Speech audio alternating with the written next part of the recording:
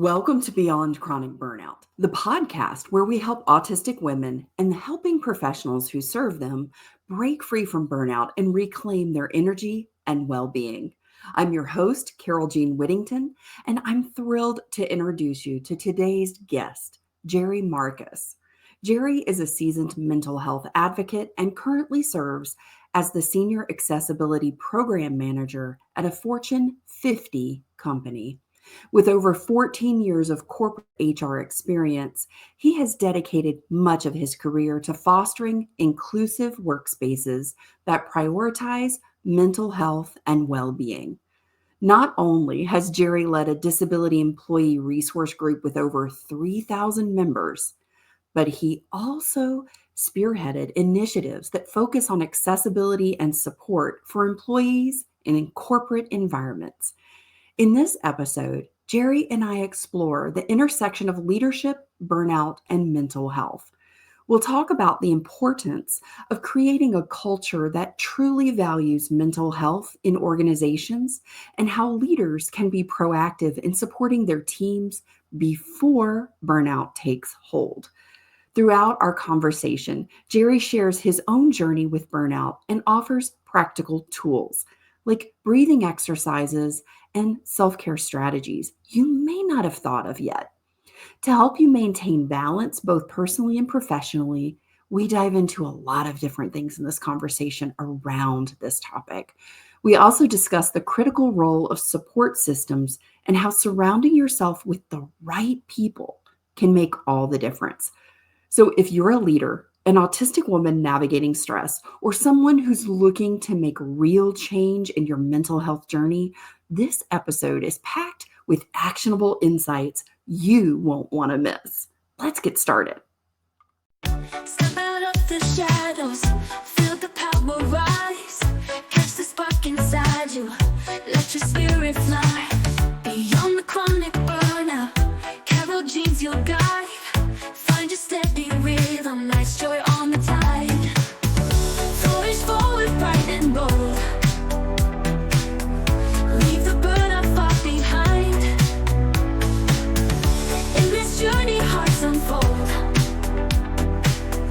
Power's yours, seek and find.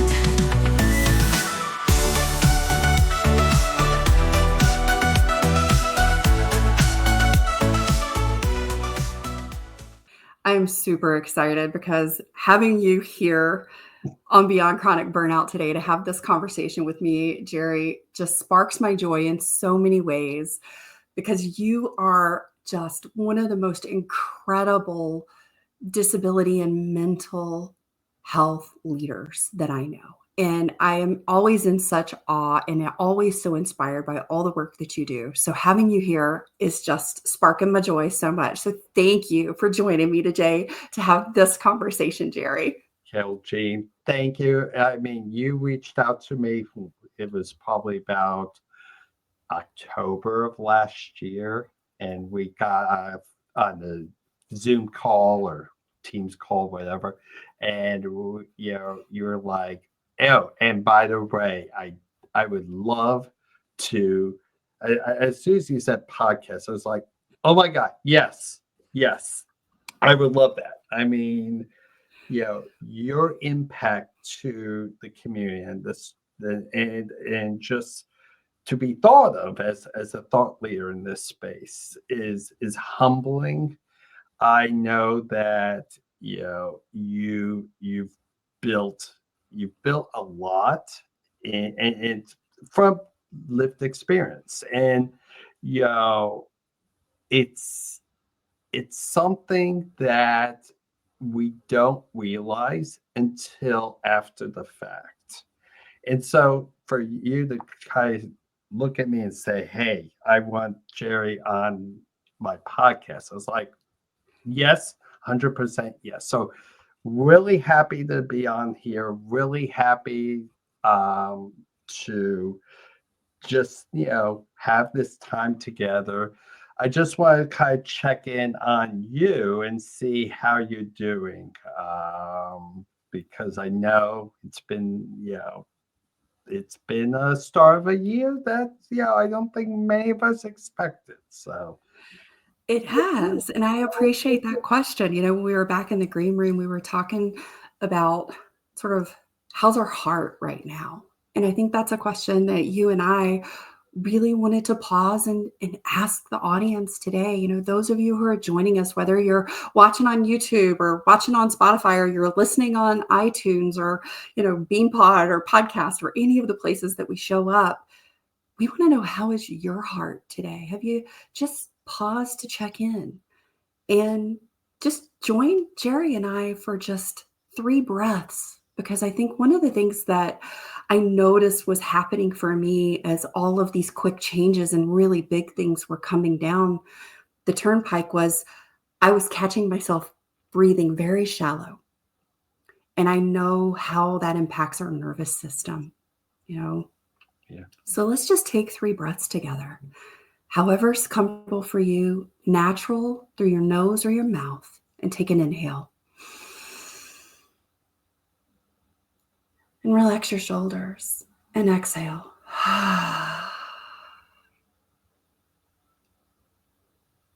Take another inhale.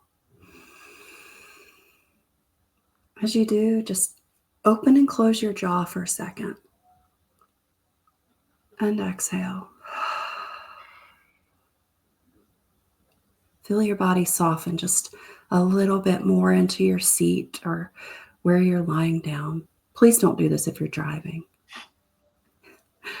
One more inhale. Nice and full. Relax your shoulders.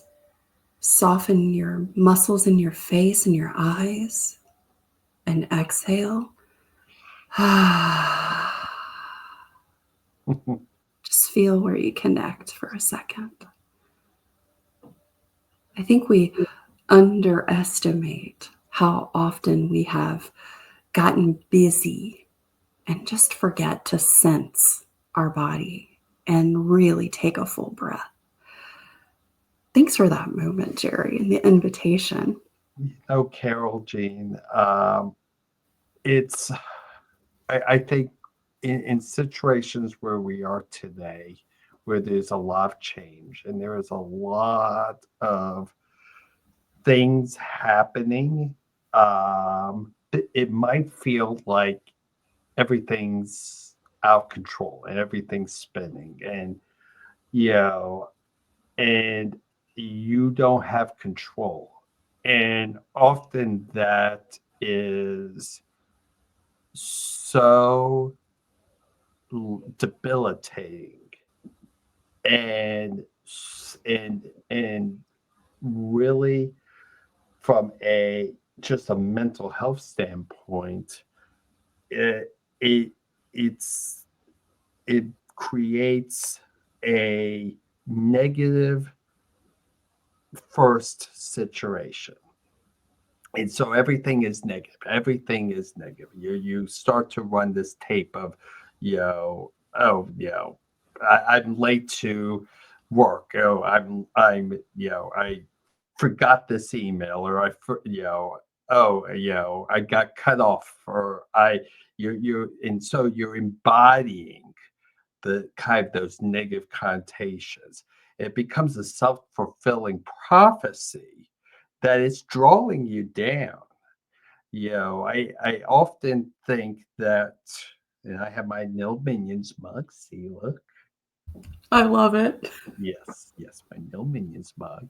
So often, I like to think of kind of the analogy of, we are a cup, like my Nil Minion, and we have a set amount of water, or set amount of a liquid.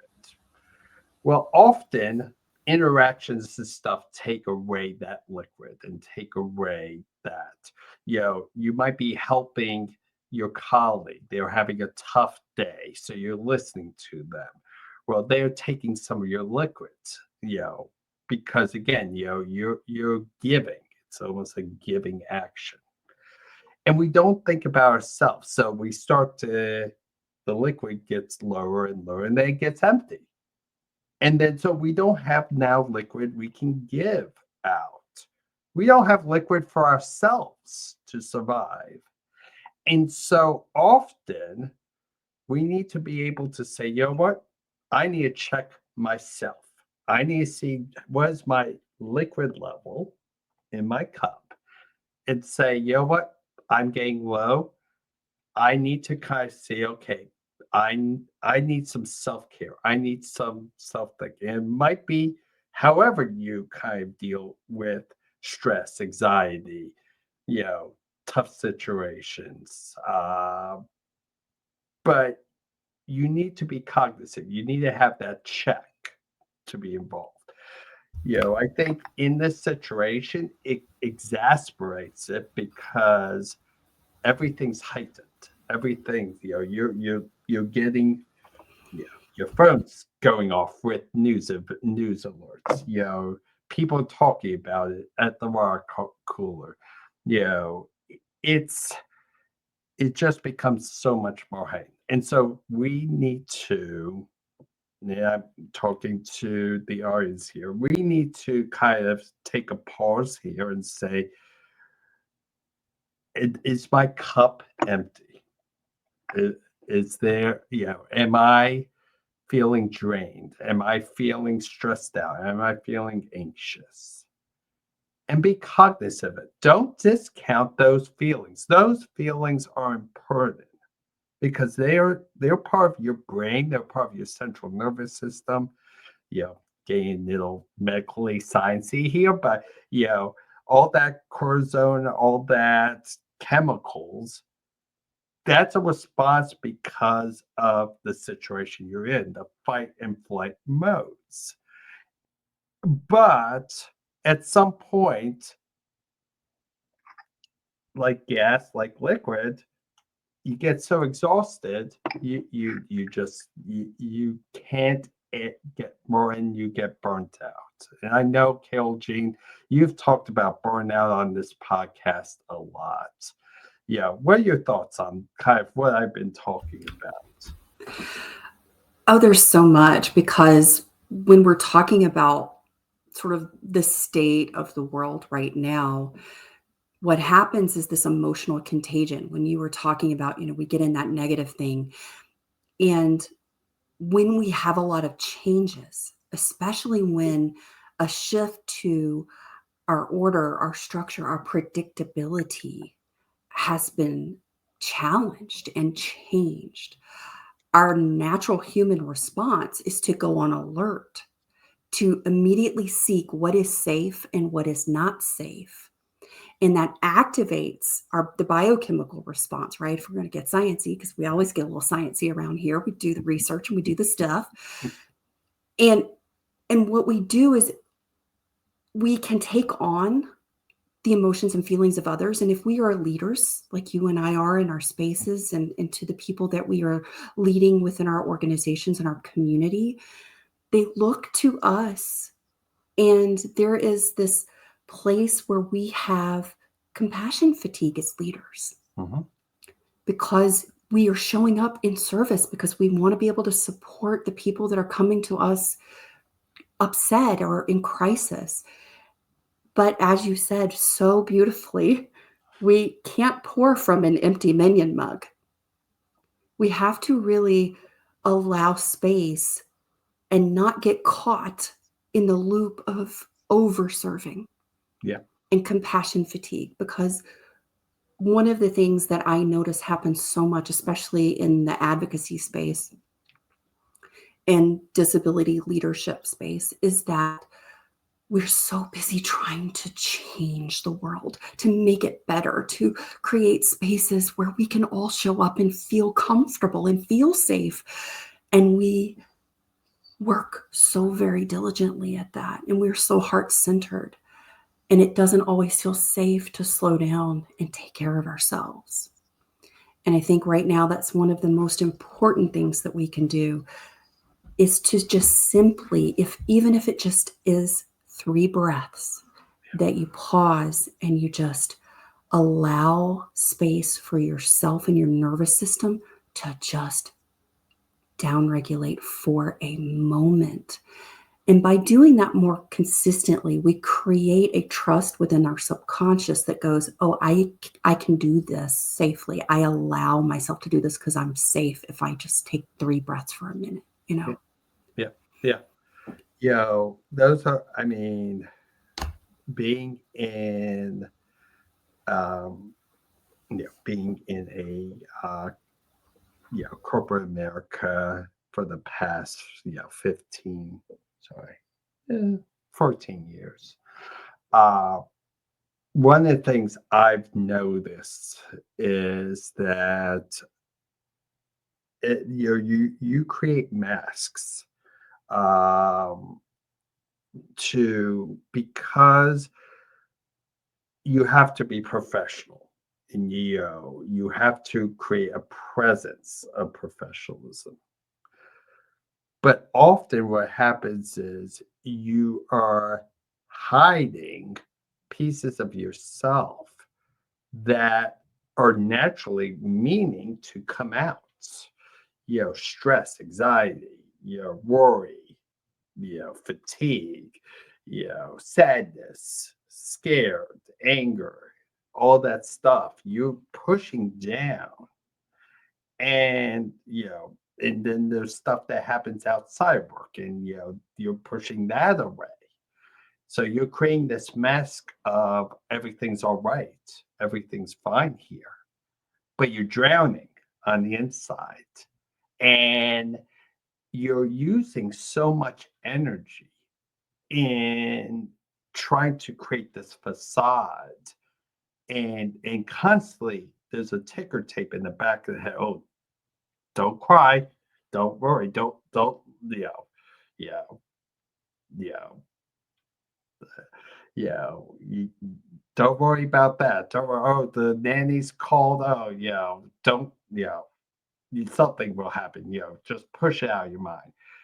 And so it builds until the point, like you're shaking up a soda bottle and you drop it, it explodes, and you burn out. And I know people who have gotten to that point and had to leave the corporate space because they were physically burnt out by the work, the experience. You know, outside factors came in, and they just got to a point that they needed something drastic. That And would be that ghost pepper level 5 we talk about when you're so hot you're not and your body shuts down. yes, yes. By the way, I've never had. I think I've had ghost pepper, but never like bitten into a true into just a ghost pepper itself.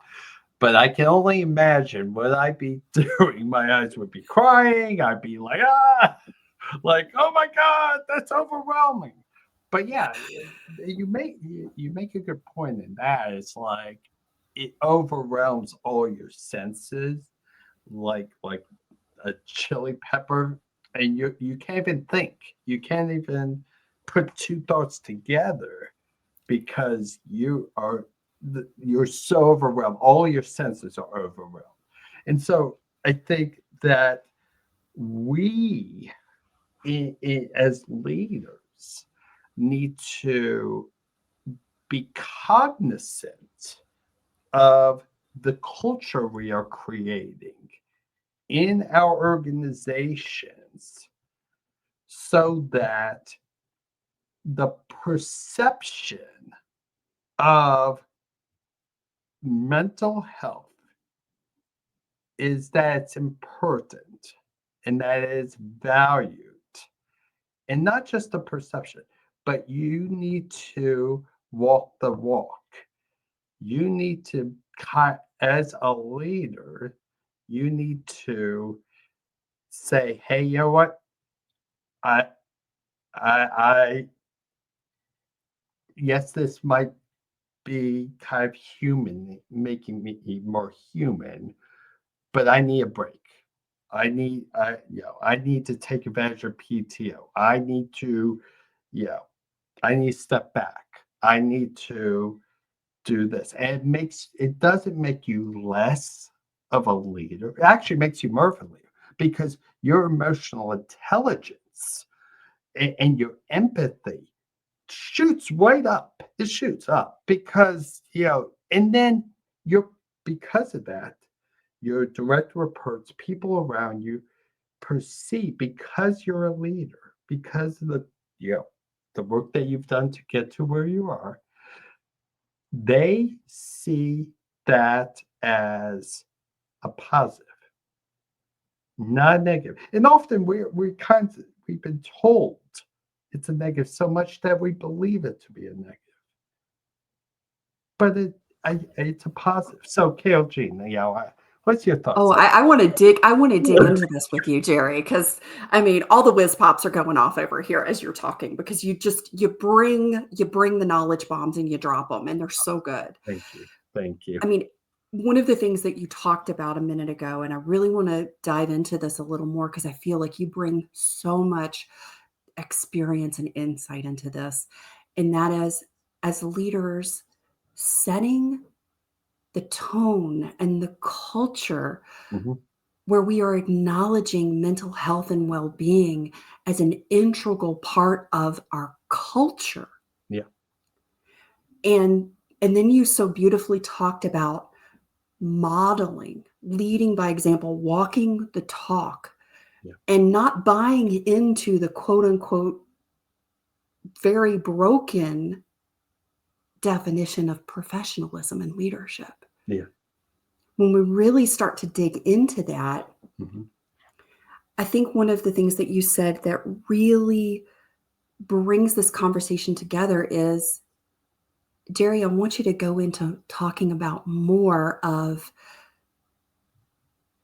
what are we doing and who are we being when we're modeling that our culture and what we value, because it truly goes back to that value in mental health and well-being for ourselves and for the people that we are leading. How do we go about being and doing that right now? Well, it starts again with being caught, and we've talked throughout this chat about looking from within and at first checking in on yourself and understanding where your strengths, where your, you know, Now, when we're stressed, do we really have the cognitive ability to see the blind spots that maybe in stress we're not seeing as leaders? I mean, what do you think? Where do you think leaders need to get support? Where do you think maybe we need to pull in some resources here? well, and so you make a good point there. And often we are afraid to get help. There's that idea of, oh, I can solve everything by myself. Um, As a and hop on one leg because I just lost my other one. yeah, that's fine. We can do that. And It's like if Monty I fall Python. back, It's just a flesh wound. I'm not bleeding. good. It's good. Don't look at that knob. It's all good. So don't look at the bone that's kind of sticking out. That is where there's two things. So when you have some close friends and close colleagues, and they feel comfortable sharing feedback, that is the best kind of check besides yourself. It's like they All of that. they they they will call out and say something's different. You all right? Are you all right? That are you all right? Or AREU right? Are you all right?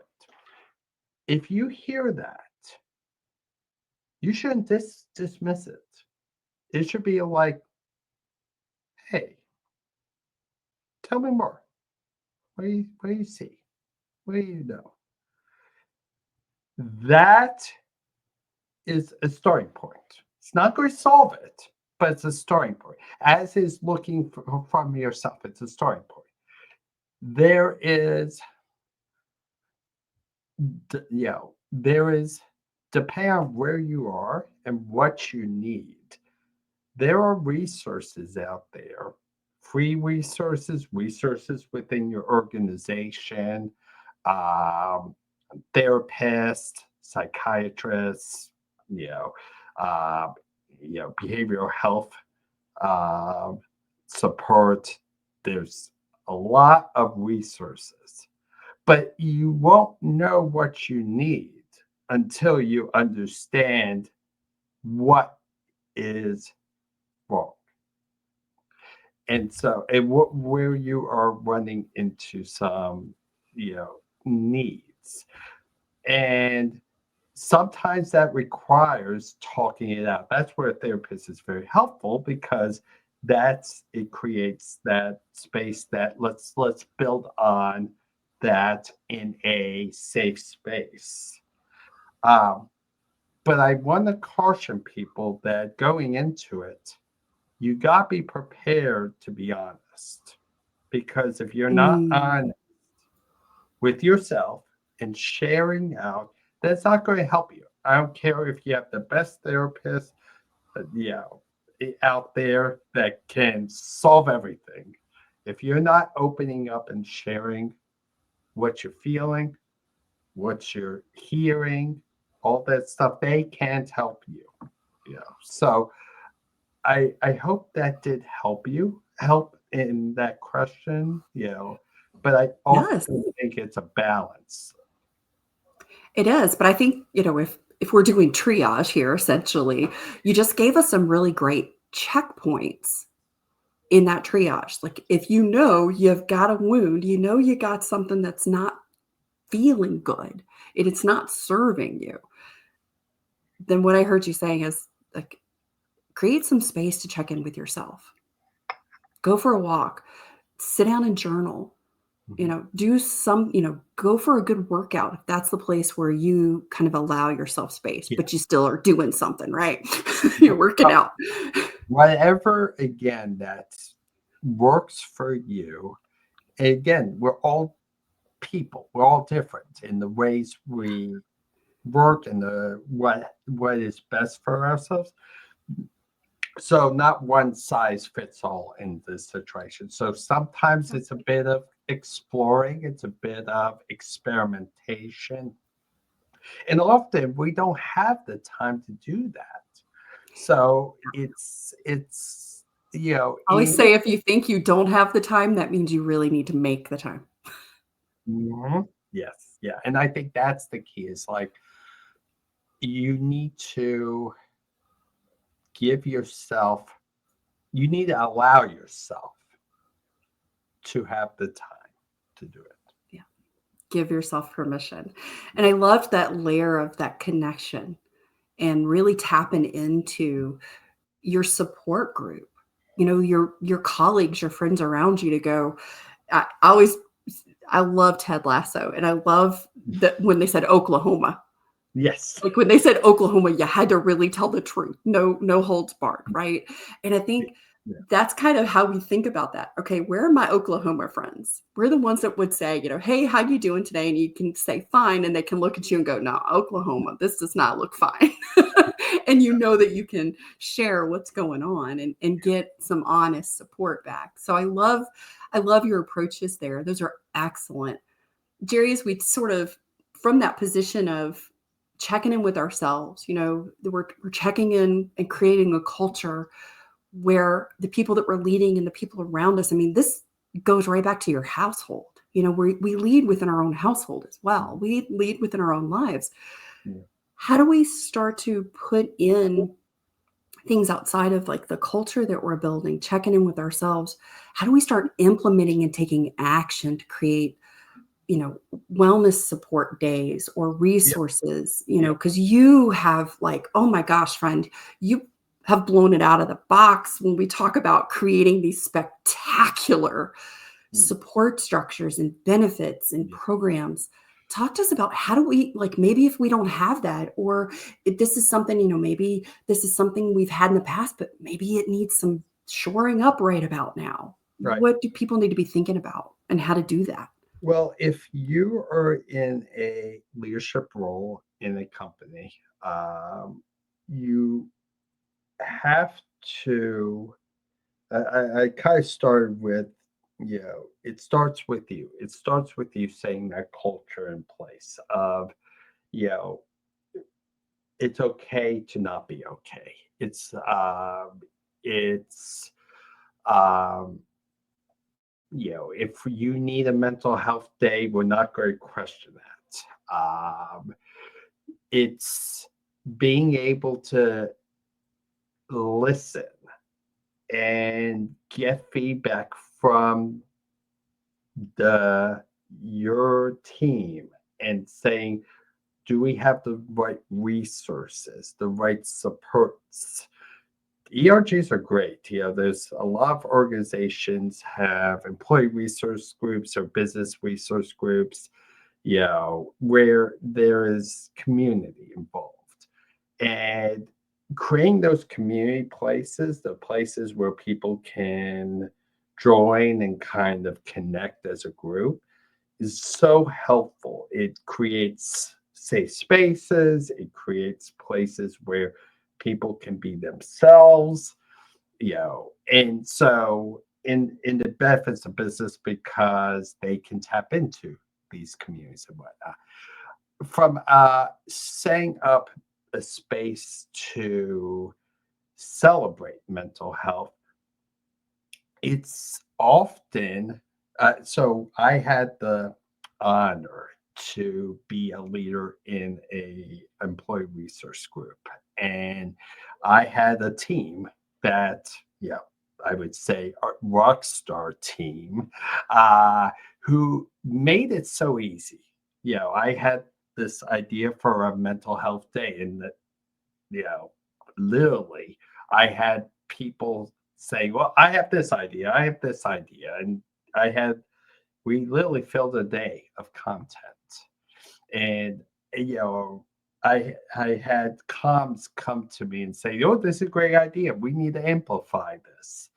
And we had the senior leader kind of introduce and be a executive champion of this work, and that created those, you know, it showed the value of mental health to the employees, because if they if the company was dedicating money and time and giving them a place to interact, then it showed that it's a part of a value, it's a part of their culture. That quickly evolved into a mental health week, which, can I be very honest, I saw burnout in a mental health week. Can you imagine that? That's like the biggest moron. I can imagine. Like, I had most of my team and myself literally saying we need a vacation, and we all went on vacations right after this mental health week. Put that aside, we doubled down on content. We doubled down on getting it out there. We expanded it to a larger audience. We were thoughtful to make sure that people who were frontline employees could still interact, even though, they they don't have as much time. So everything was virtual, everything was pre-recorded, all the content was available and still available. So if somebody needed it, they could rewatch it. We had some really good leaders outside of the organization. Inside, we actually had leaders speak about his own his own burnout. And this was a senior most leader in our media organization. And he was like, I got to the point, and I'm paraphrasing here, I got to the point that I was staying in my office for like six, like 16 hours a day, basically. And I didn't realize just how anxious, stressed, burnt out I was. until I got to this point. And I had to kind of step back and I needed to get help. Hearing that from the senior most leader and some other leaders, oh my God, the chat was exploding. It was like so impactful. And just again, it's creating a place, an avenue to to know that the mental health is an okay thing to talk about. It's not going to be frowned about. It's not this bad word. It's something that makes us human. And you know what? We should celebrate it because it makes us unique. But we also have to be cognizant of what happens when it gets to those extremes. And I think that's a key. So, what's your thoughts on that? Oh, I first of all so relate to the like verging on burnout when you're doing like the mental health stuff. Like that's real. We had our third annual self-care September this past September in 24, and this was the biggest one yet. And I had 16 events in the month, and I remember getting to the end of the month, and I'm like, "Whoo!" I was pacing myself. I was being very cognizant. I was using all my tools, but I was still feeling, that it was a lot. And so of course I had booked an entire week off the week after it was over myself, like planning ahead, right? And I think that's one of the things that I love is number one, you talked about creating initiatives, creating events and programs that are accessible all year long. It might be that you do it for one day, but then it's something somebody can go back and use anytime. You make it available and accessible. You And know, even how do you, making sure you invite everyone in and include where everyone can participate. Often I think we think of, okay, mental health. All right, we have Mental Health Day in May in the United States. We have Global Mental Health Day, well, Mental Health Month, May, Yep. and then Global Mental Health Day, and that's October. Yeah, October 10th, I think. Uh, and they're like, okay, those are two, yeah, a month and a day. So that's 31 days that we need to think. And then the rest of the year, we don't need to think about it.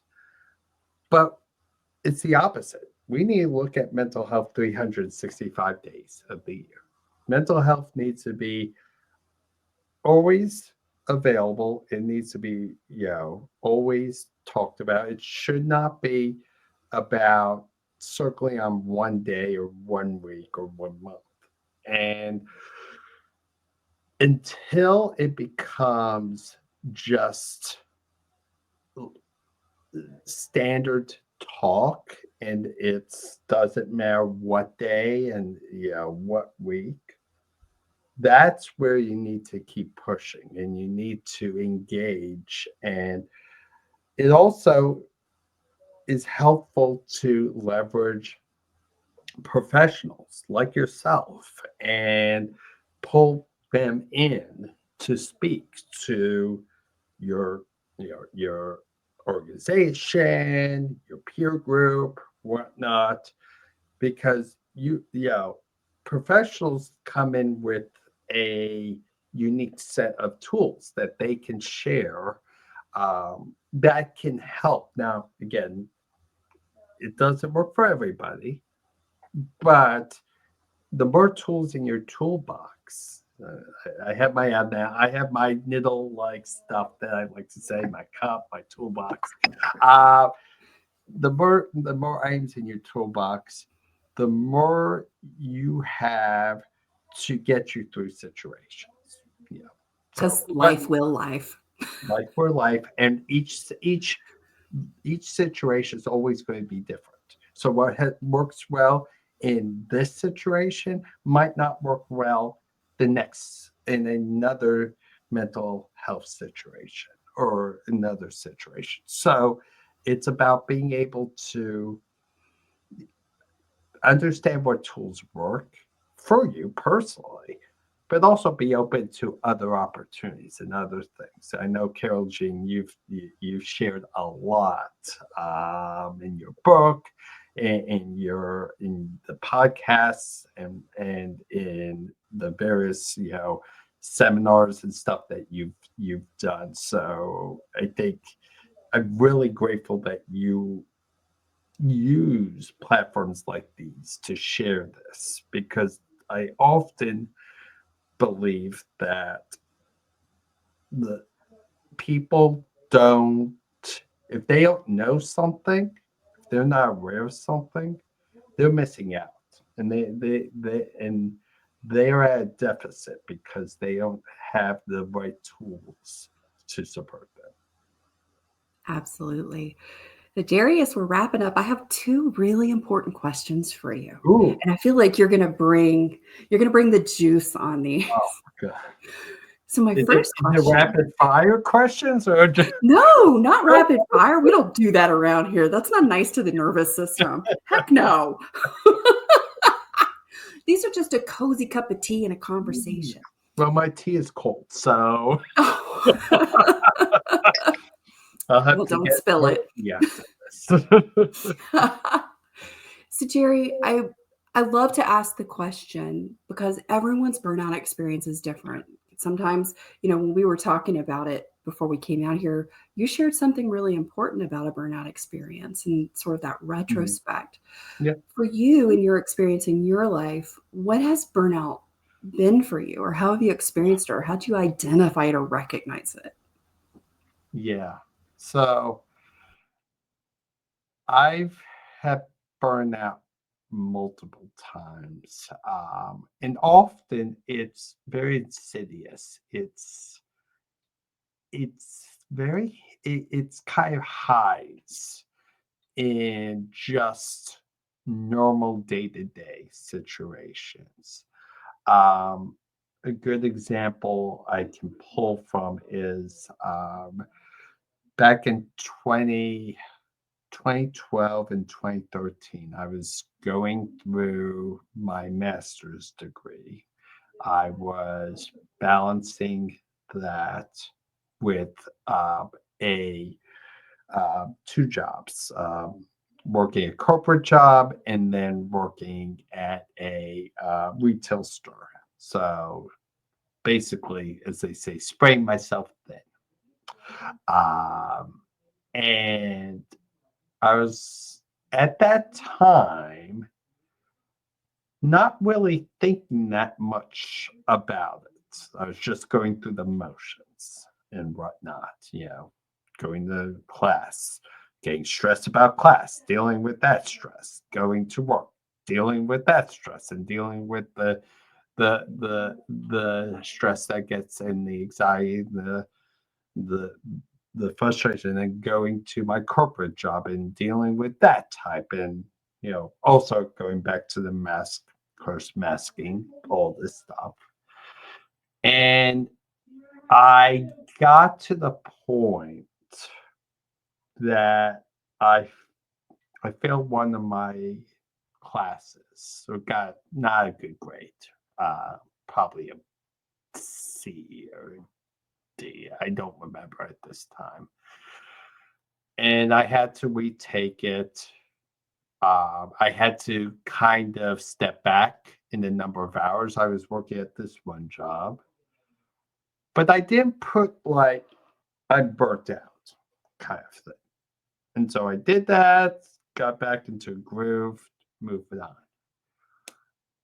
After like 5, 6 years, after I kind of, you know, matured a bit, and kind of got to understand burnout and in my career, I started to realize that I had been burnt out for a while in that time period. But because each day, it's just each day, you don't notice it. It's very insidious in that sense. So my burnout was not a complete burnout, but it was like taking a candle and burning it, but it keeps burning slowly. And so it's pulling at that Rex and pulling at that Rex, and but it's not a big, it's not like the whole candle's on fire and just disappears. It's Oh, like, it is. You described it beautifully, oh that it's no, that silent, slow burn that is so insidious. yeah, it is. So I think it's taught me that, and I've said this a couple times, it taught me the importance of being able to look into yourself and look into myself. And this again, for me, and to kind of check myself in certain periods and say, am I all right? And and being a bit more cognizant, those things that people tell me that are basically like those flags, those warning flags, like, hey, are you all right? Instead of saying, oh, I'm fine. I've gotten into the action of, oh, okay. Maybe I say, tell me more, but maybe I step back and kind of say, okay, what, am I seeing something? Or if they're seeing something, am I seeing something? So, Mm. yeah, my burnout then was, and I've had similar situations where it's burned out. I've had situations where it's gone to a point that I needed breaks and I needed, but it's never, for me, it's never sudden. It's very insidious. Mm. That is so relatable, Jerry. I think most people that I've talked to, and over the last 4 years in my research study, it with thousands of people participating, that's the most common reported experience. That is this very subtle, slow burn that just creeps up on you, and you don't even realize it until all of a sudden you can't not. Mhm. And you look back and you're like, whoa, this has actually been going on a lot longer. So, my final question is this: you have had such wonderful opportunity to be exposed to and learn from some really phenomenal people in the mental health and well-being space.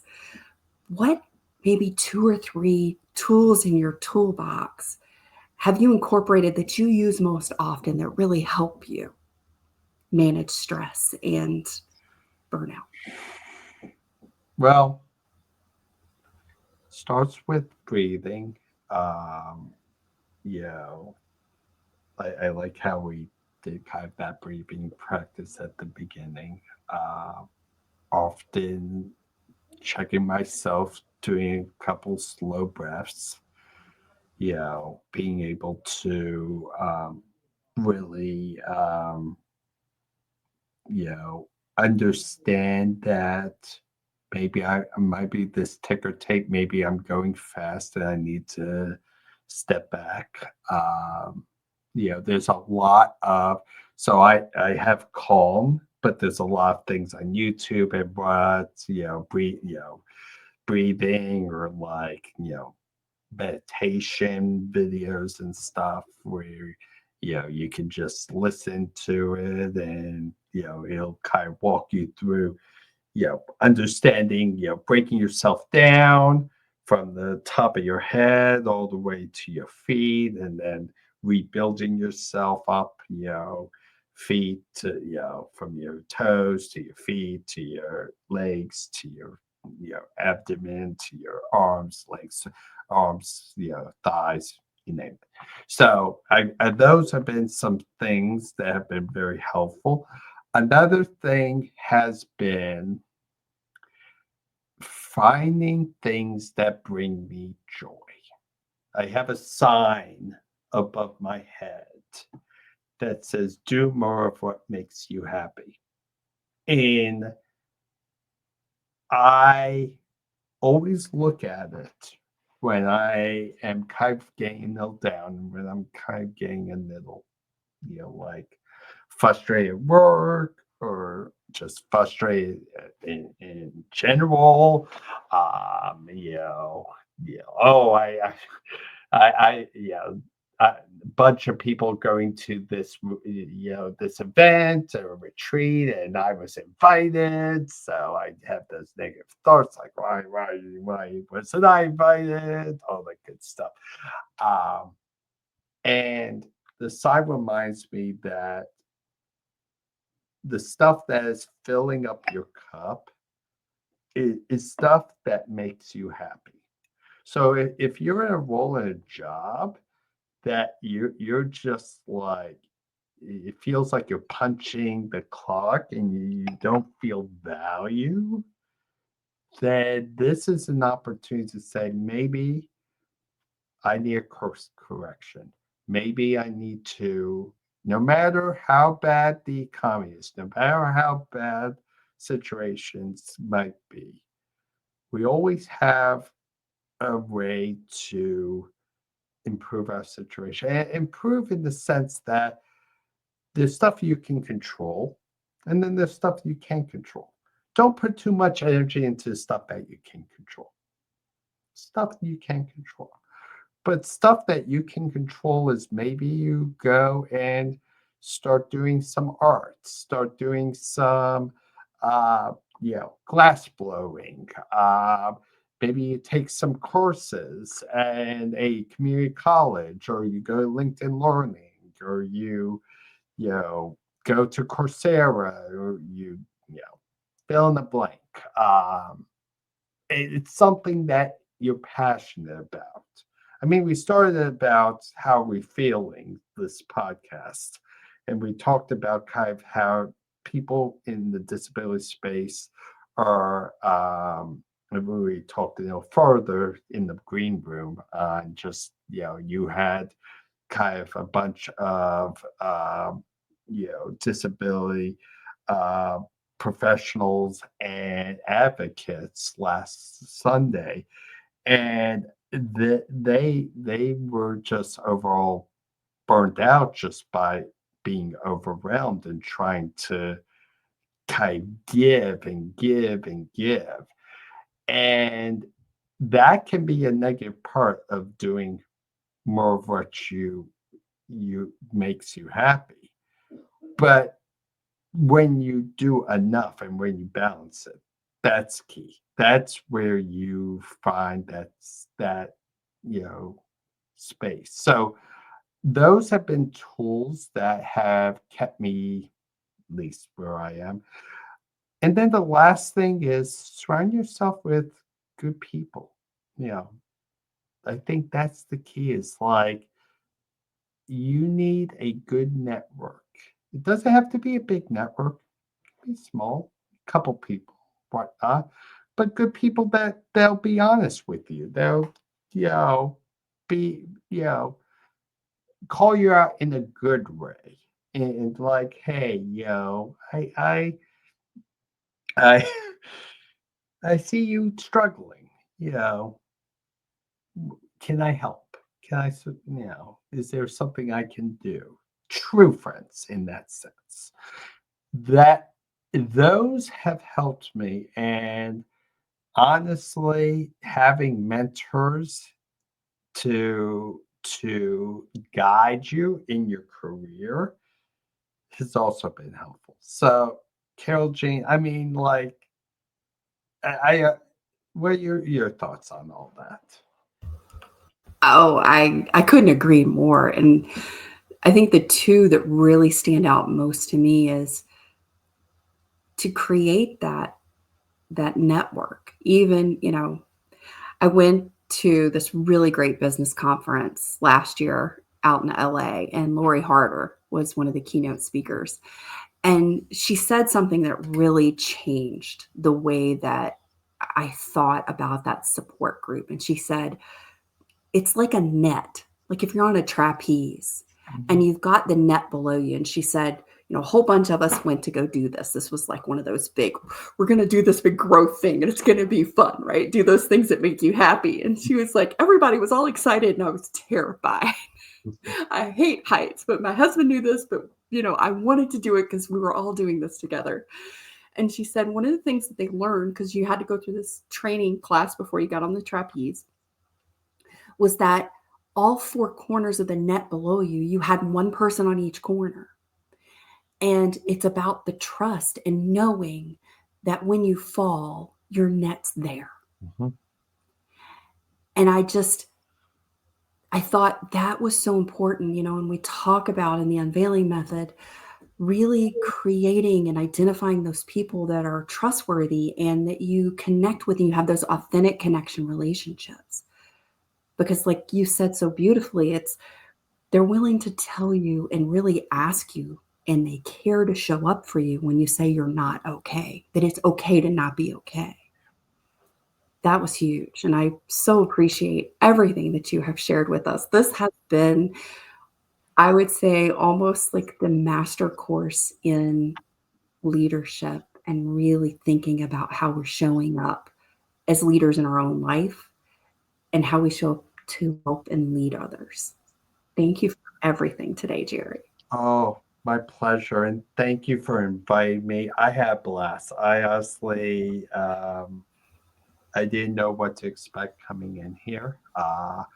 But I am so grateful you invited me. I'm so grateful that uh, that your audience will have the opportunity to hear this. So really excited and keep being amazing, Carol Jean. Same to you, Jerry. And remember, take a hint from Jerry's insight today. Maybe make a note or a sign that you put in your space that reminds you to stop and ask yourself the question, what makes me happy? Hmm. What makes me happy? We'll see you again next week. Thanks for joining us. Thanks for being here. It's been quite a ride. Energy mastery, let's turn the tide. Top shelf guests, dropping wisdom bombs. Join us next week where the energy's strong.